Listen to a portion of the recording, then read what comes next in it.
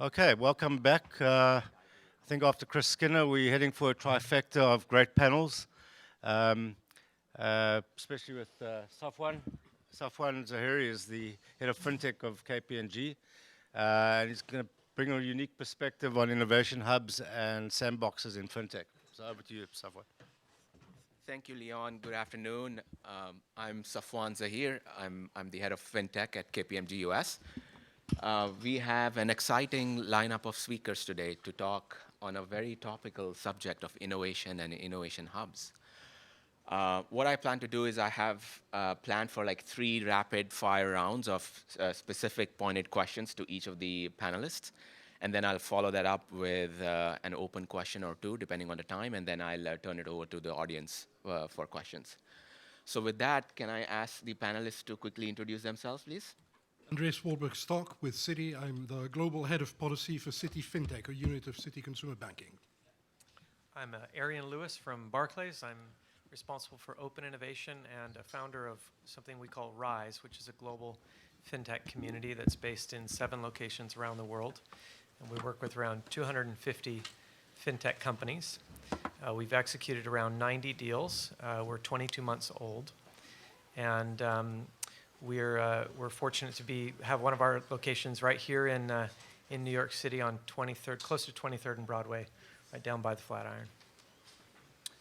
Hi, Nancy Selph. I'm from Deutsche Bank. I'm both the Chief Operating Officer and the head of the DB Labs New York. I manage the global innovation function from a business perspective. Rob Levy, I'm a managing director at the Center for Financial Services Innovation.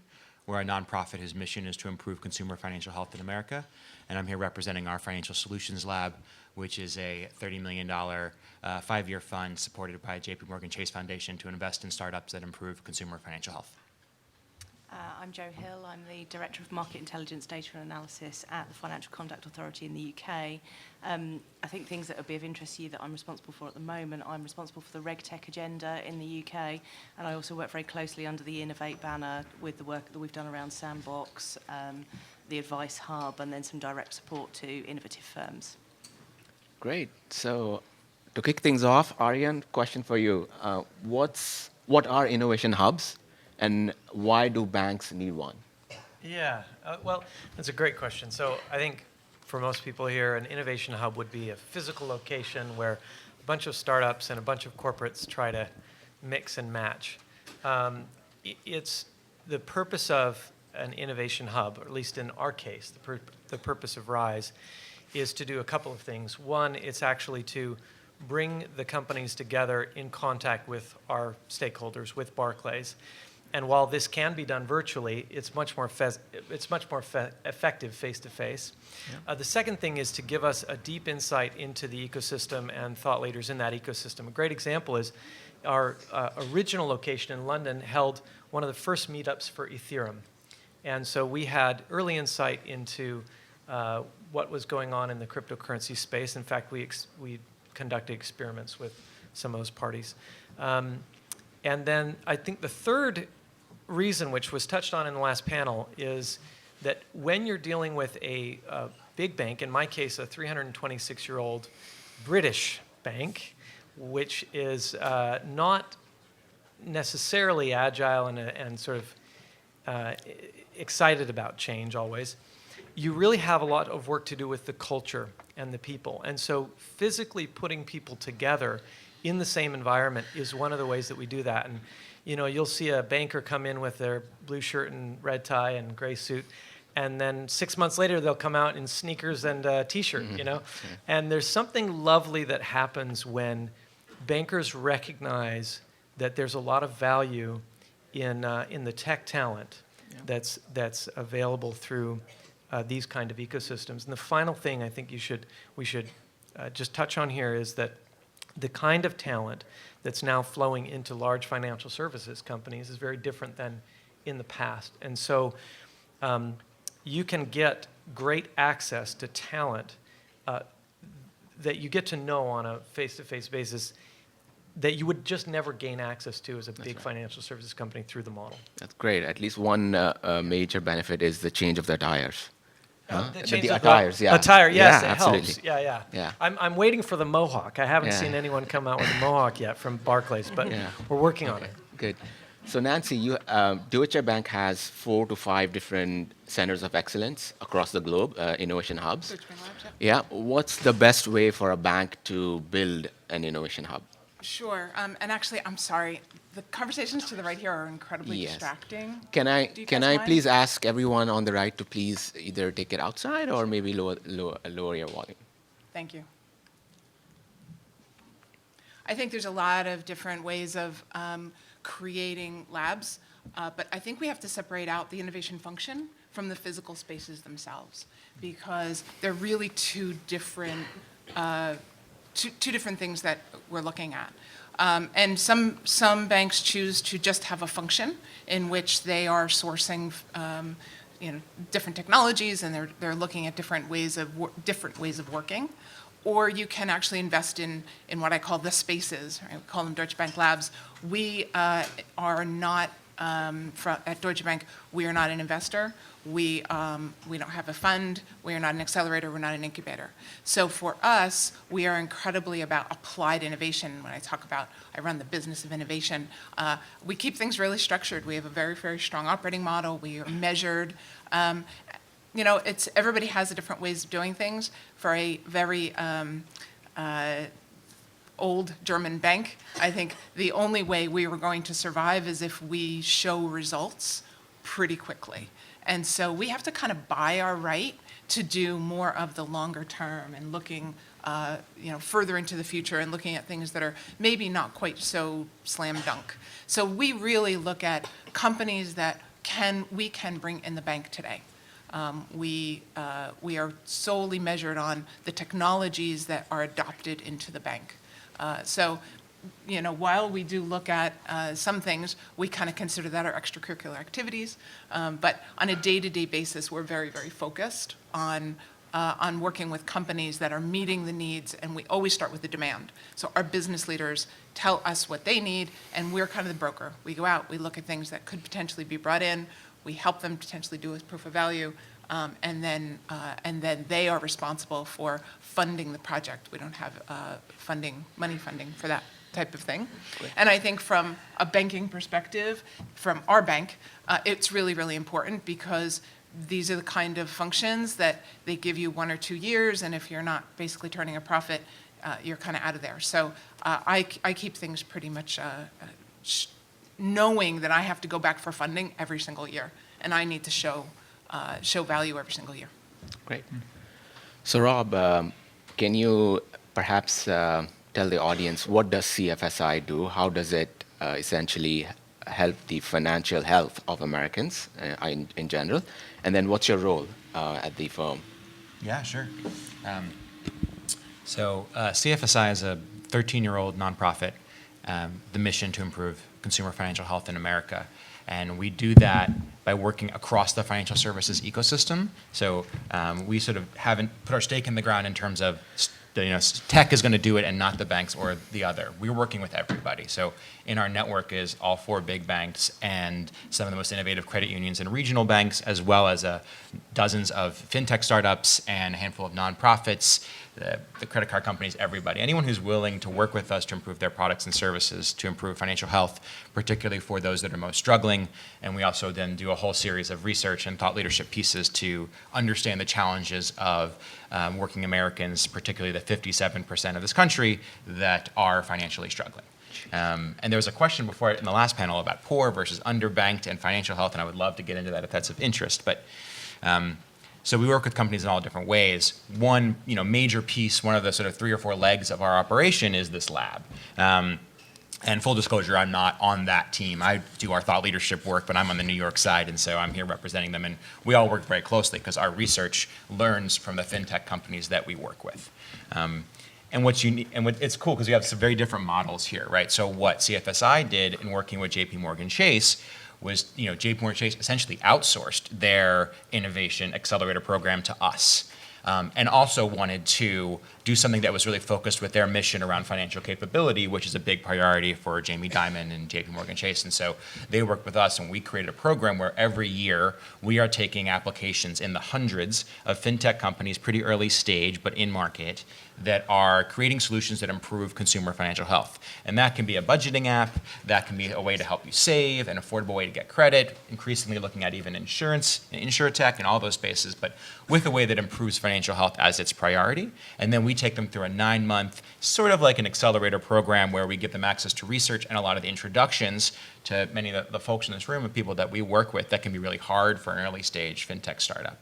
And so this is a way for us as a nonprofit to influence the VC community and the tech community and make sure that there's a focus on those that are underserved.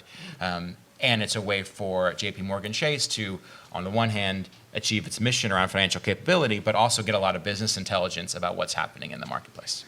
So Rob, you just mentioned JP Chase partners with you. Yeah. So why would a large bank partner with you? I mean, JP Chase has a lot of different innovation hubs. They invest in startups. They have their own ecosystem. Yep. So why would they want to partner with you? Well, we're pretty great.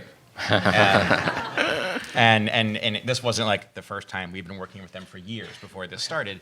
But I think for them, there was a couple of reasons. One is they wanted something that would have a mission focus, and they wanted something that wouldn't be purely a business opportunity. And that's a challenge, right? Because if there isn't a business opportunity, this is not going to last. But they have a huge foundation, right? So this is in partnership with both the foundation and the business side. And I think they knew if they wanted to, create an ecosystem of companies that were improving financial health, they needed somebody else. They also needed people who were experts in the underserved, which is not the bank's core clientele, and it is our core clientele. And they wanted to have a little bit of distance. I also think for a bank that big, there's not many early stage startups that they can partner with. It's a while before someone's ready to serve, I don't know how many, 50 million customers or something Chase has. So probably more. So they're not ready to partner like you guys were talking about. It's a very different model. This is a way of really pushing out the ecosystem of startups. And I hope in a few years there'll be one of our companies that they can partner with, but that's not the priority at the moment. Great. Joe, so I understand there's been some changes in the UK government side, but what's in general, can you talk about what's the role of government in facilitating and encouraging innovation? Yeah. Does the government even have a role to play? So in the UK, the government has taken both an active role in directing us to do things like RegTech, which is the agenda that I work on, and then we have taken a steer really from our statutory objectives as a regulator. So one of our core statutory objectives is around competition in the interest of consumers. So our innovation drive really comes from looking at, are there different ways of unlocking these problems around competition in the interest of consumers, around consumer protection, around market integrity, to really try and unpick some of those knottier problems that we've seen happen over many, many years. So we work quite closely with our colleagues in government to kind of tell them what we're up to. As I say, the RegTech agenda was one that was announced in the budget that we then adopted along with the Bank of England. But our broader Innovate agenda, which has been around building a sandbox, offering direct support for innovative firms, creating an advice hub for those that are looking to do robo-advice, has been something that's been more driven by us, really in pursuit of our objectives. That's great. Can I comment on that? I spent 4 years in London. Sure. And I obviously work for a British bank. The UK government has done a phenomenal job, particularly in London, but also I run a site in Manchester as well. And what's very unique there, right, is that you've got government, business, and startups and tech all in the same city, which is very helpful. So versus the US, quite spread out. And then the other thing is that they recognize, and they've kind of just really made this a very strong focus, right up to the royal family, who actually hold pitch at the palace in their palace, right? And so there's an amazing sort of unity around this, and that has made a tremendous difference. I've seen sort of that unity, I guess, started almost 5 years ago. Yep. 5 years ago with Tech City London, really, and now they have a pseudo-government agency called Tech City, which actually pushes the agenda out into the ecosystem quite effectively. Great, great. So Andres, you run policy for Citi FinTech. Interested in your views as to what's the role of policy in facilitating an innovation hub? And inside Citi, do you feel innovation hubs should work under the same constraint in terms of regulation and policy as a commercial entity would? Because ultimately, anything you come out, anything you drive out of an innovation hub needs to be scalable. So, Great questions, thanks. So first of all, I would begin by providing maybe my own definition of an innovation hub, because I think we heard something about a physical place where different types of people can work together. We heard about program and process. I would think for us of an innovation hub as something a little more abstract, maybe a driving force within these large, complicated, and by nature fairly conservative organizations, a core of energy, hopefully in the C-suite, that then, to the hub, there are spokes. And so I would consider the innovation hub as almost a mindset more than a location or a process. And in the case of Citi, the spokes, if you like, if you think about it that way, would be, we have labs in New York, in Dublin, in Tel Aviv, in Singapore. We have a venture capital unit out in San Francisco, Citi Ventures. We have this unit, Citi FinTech, that I'm part of here in New York, which is part of consumer banking. And all of these spokes, if you like, working together, give meaning to that innovation hub as a cultural entity. And in that sort of framework, the role of policy work is, I think, twofold. One, it's obviously to ensure that we provide intellectually honest thought partnership to regulators and policymakers around the world as they work to modernize frameworks which were, in their vast majority, never designed for the digital age, and that we ensure a few basic tenets, such as we need a level playing field for incumbents and for newcomers, but not one that makes it equally difficult for everyone to innovate, rather the opposite, one that makes it equally easy for everyone to innovate safely. We're very much in favor of open banking and making sure that when consumers allow a third party to access their data on their behalf, that is done in a safe and hygienic way, and so on and so forth. So I would say the first part, the push part, is putting these messages out there and working with regulators and policymakers. A probably equally important part is bringing back into the enterprise that modernizing impetus from policymakers and regulators who themselves are part of large organizations that also have their cultural challenges in getting up to speed and updating. It's not just the banks.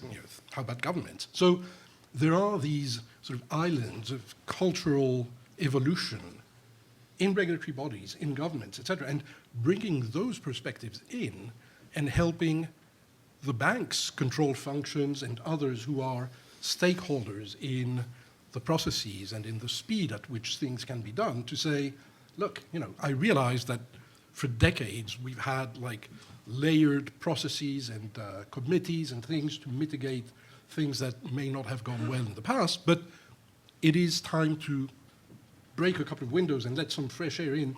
Here's some fresh thinking from regulators, some fresh thinking from policymakers, and how do we update our internal culture? So I think there's that second active role of bringing in that modernizing spirit into the enterprise to power the innovation that comes out from all over that hub. Yeah. Thank you. So Rob, we are at a FinTech conference. So can you maybe share some thoughts on what's unique about an innovation hub that's specific to FinTech? Yeah, and I'm sure everyone here can, but I think FinTech, perhaps, I don't know if of all tech, but it's certainly one of the hardest to really, move up that ladder and to grow because of the amount of support, partnerships, and regulations that you have to deal with. Right? So maybe that's sort of obvious to this room. I think that for CFSI, not only is that the case, but you add on the fact that then you're dealing with, if you're sort of working for the customer segment that we're concerned about, a customer that is usually unlike the founder. And one thing I've always thought about is like, you know, when we think about, say, buying clothes, like if I buy my clothes at Banana Republic and a person of lesser means buys it at Walmart, like they buy cheaper clothes that are less well made at a less price. But in financial services, it's not that simple, right? Like when you're living paycheck to paycheck, which roughly a third of this country is, when you don't have a spare $400 available to you without having to borrow or sell something, which about half of this country is, your financial situation is dramatically different. The way you're managing your money on a day-to-day and week-to-week basis is just hard for the average Silicon Valley founder, you know, to understand. Now, that's not the case for all founders, of course, but I think that is a reason to think that founders who do want to do this need extra exposure to the data, to the research, and also to the consumers themselves to really understand the consumer they're trying to serve. And then they also have to get the regulatory issues right. They have to find the partnerships with the bank that are right for them and appropriate for them, et cetera, et cetera. So I think it's really, really challenging. Great. Nancy, Arian, do you agree or do you disagree? Anything to add? You have to disagree, Arian. I strongly disagree. I think the risk, okay, so the risk of an innovation hub is that it becomes a window dressing exercise. Somebody said, I think said that in the last panel. Mm-hmm. The opportunity with a well-run FinTech hub. Let me just ask this question. Who here has been to Rise? Oh my gosh, I love it. Keep your hands up for an hour. I'm just kidding. No, that's fantastic. Okay, so If it was just a Christmas party, does that count? Yes, Christmas parties count. All parties count. So there is a shared experience, which is important. FinTech is difficult. It has complications that are different than normal tech, regulation, et cetera, et cetera. There is one thing that I think is often missed, which I was on a call this morning with BBD, a Chinese company. They're going to send 6 delegations to our Rise locations, all to consume FinTech. They want to buy FinTech or work with FinTech startups. And simply because the FinTech companies are located in close proximity to one another, meaning in New York we have around 30, in London we have around 50, in Tel Aviv we have around 20. When they go to these locations, it just makes quick work for them. And as a result, the startups actually get business. We've had a number of companies that have said, hey, just by being here, I'm getting new clients and customers. The other thing that happens is, Nancy mentioned needs-based strategy, right? So you go within your organization, you determine the needs that exist within the organization, and then you match startups to those needs. The thing that happens is people come up with their needs based on their own understanding of what's possible. When you get your colleagues from your large corporation interacting daily with FinTech companies or attending FinTech events, the art of the possible is enlarged. And so they begin to realize that what they thought was possible may be, you know, what their need is may actually shift or change. And therefore, the risk of a model that's based purely on needs from a corporate is that you remain just servicing the needs of existing business models versus trying to adopt or potentially engage or disrupt a new business, a brand new business model that hasn't existed in the organization or the firm previously. And then the last thing I'd say is companies love cash, and therefore most of what their needs end up being is just efficiency innovation. They just want to bring in innovations that drive down the cost of a process. Typically, that's what I see in Barclays. That's the easiest thing to sell into the organization. You spend $10, you get $100 back in savings, kind of thing. The much more difficult thing to do is to introduce a new line of business, a new revenue opportunity, et cetera. And that is what can only be made possible when they understand the potential that's out there versus their own needs. And so I hope that was a strong enough disagreement, Rob. Right. Apologies if it wasn't. I'll disagree more with you in the future. I just want to survive long enough to get to that point. Yes, that's the So- hard thing. The and I business and I case, think yeah. that that's again, it's about buying the right to do that. And within an organization who is just hunkered down in survival mode and has a lot of challenges. You have to bring them there slowly. And I think the best part I have to say is, as we've opened 4 DB labs around the world, we've just recently opened the New York lab. The excitement actually from our business leaders coming into this space, which it is a space. I've heard lots of joking around it being the exposed brick plant kind of place, but I get an amazing amount of enthusiasm, which gives me hope that we're going to get to where you're talking about, and that doesn't mean we don't do that. I really look at our activities all the time. Right now, yes, 80% of our time is spent on the quick wins. You're right. Just fix some of the almost integration problems that, we're looking at data programs that are 3 years long. How do I get to an actual real, big picture data problem when today I'm dying because I owe a report to the regulators. So we're trying to fix the day-to-day problems, spending 10 to 20% on the longer term, and over time we're hoping to buy that right and switch over to a much more longer term, bigger picture, as I heard somebody refer to it as the big eye of innovation rather than the little eye of innovation, the disruption side of things. And I want to get there, but I have to keep us in business long enough to do that, so I consider myself sort of a startup. I'm constantly thinking about my own business case to keep getting my funding. It's very much like most people in this world in corporates. Getting the money out of the corporate is the most difficult thing that you got to do. Sure. So last question before I turn it over to the audience. Can large banks disrupt themselves? Yesterday, there was a piece in the news that JP Morgan Chase may have appointed its very first chief disruption officer position. Is that something that you guys or Andres, Citi is something similar to what you guys are also thinking at Citi? Or? It is very much the mindset. I think most people have figured out by now that if you can be cannibalized by someone else, you might as well do it to yourself and reap the benefits rather than let somebody else do it. Good. So I would disagree. You would disagree. Yeah, Okay. and I don't want to dominate. Others can comment, but I would disagree with that. In that we cannot disrupt ourselves. We have a business model. It's been set up to preserve itself and to grow. The best way to get a new business model is to set up a separate business that's protected from the mothership. The mothership will always kill the pirate ship.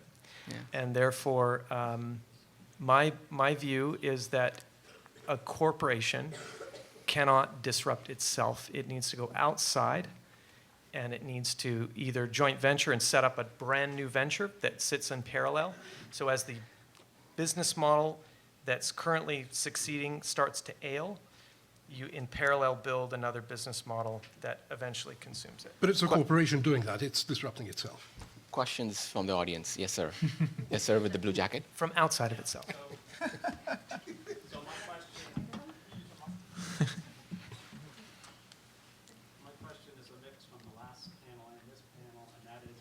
Can everyone hear that?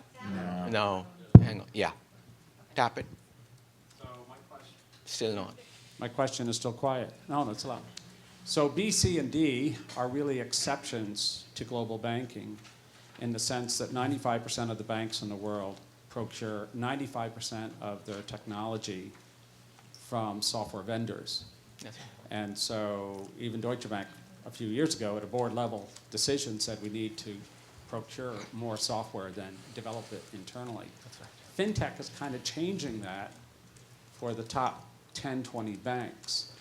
And while everyone keeps talking about FinTech cannibalizing banking, there's a whole nother segment of the community that's no one's talking about, which is the strategics.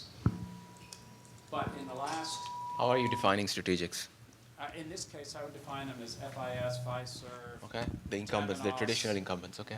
Any public or large private Yeah. conglomerate like Arian that's acquired 20, 30, 40, 50, 100 software companies if you look at FIS.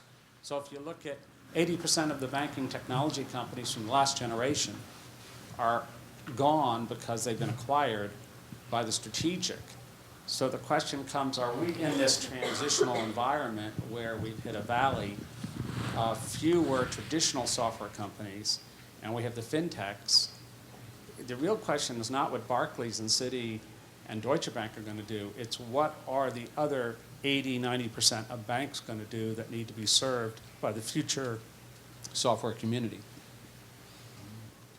Anyone want to take a tackle at that? No. So I agree. FinTech is a funny word, right? Because when we talk FinTech, we think about some cool hip startup, or we think about Venmo. But FIS and these guys, Visa is FinTech, MasterCard is FinTech, right? FinTech's been around for a long time. Just maybe not with a smushed together name with the 2 capital letters or something. But I do think you're right, though, and we are starting to see companies like FIS, Fiserv, and smaller data companies, TSYS, that are doing new and innovative things. And the problem is that they are also now large, established institutions with multiple clients, and so innovation is hard there. And when they innovate, they still then have the same problem of having to sell those innovations into their clients, who are themselves the sort of medium-sized banks often. But I think you're right, it's a lot of opportunity. I haven't seen as much. I'm curious if the folks here have. What I've seen is the sort of day one, you have a problem, this product is going to solve your problem. But right now I'm seeing that a lot of the younger and the younger fintechs are more interested in getting out and not about necessarily the technology and the day two. So we're seeing, as we bring new technology in, are they willing to work with us? Are they willing to improve their products? Are they willing to take in new ideas and get to that next revision of those products to solve more problems inside the bank? And I think the more established companies are more in line with doing that. So I do think that we will be moving more towards those kinds of companies who are more willing to work with the bank and iterate on their products to continue to expand and look at more of the problems within the bank. I've actually started to hear that question come up in conversations around data access, open banking, APIs, because we at Citi, we launched the global developer portal with APIs back in November. We can do that. If you're a medium or small bank, it's a lot tougher, especially if you don't own the underlying services that you're going to expose. And so one of the emerging thoughts I've started to hear is that these companies that you mentioned have a critical role to play in enabling the survival of their customer base, their customer banks, because otherwise, when banks become, as Chris Skinner was telling us this morning, platforms that really empower their customers to connect to the best of fintech, those guys are going to get left out.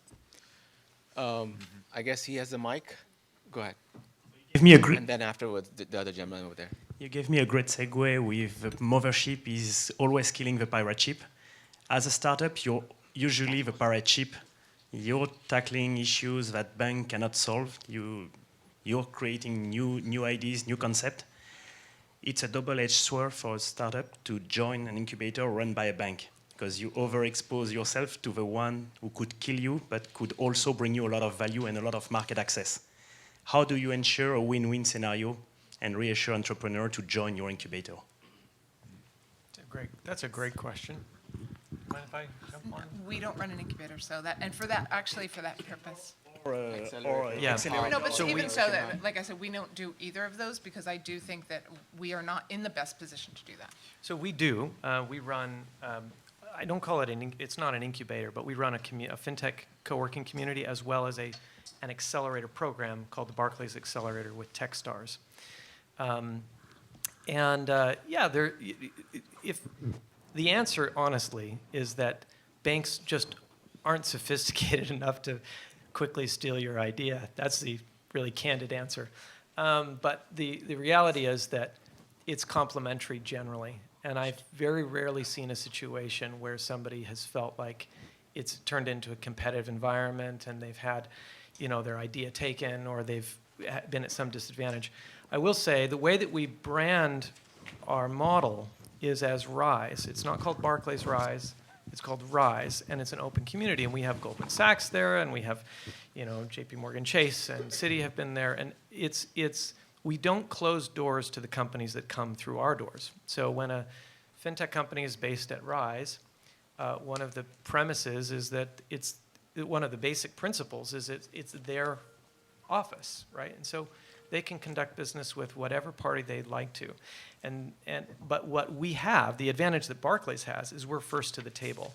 And frankly, because we're there day in, day out, we get to know the companies very well, and we can assess whether or not it's really smart for us to engage that company in a more long-term formal way. Well, I'm afraid the time is up. I know there were quite a number of hands up, so I'd ask you to please connect with the panelists after our session.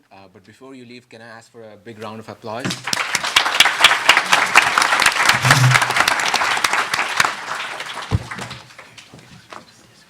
And a round of applause for you, Safwan. Thank you. Thank you. There was a trifecta as predicted. Well done of all the panels today, plus Chris. So thank you for a great job, everybody. More networking downstairs.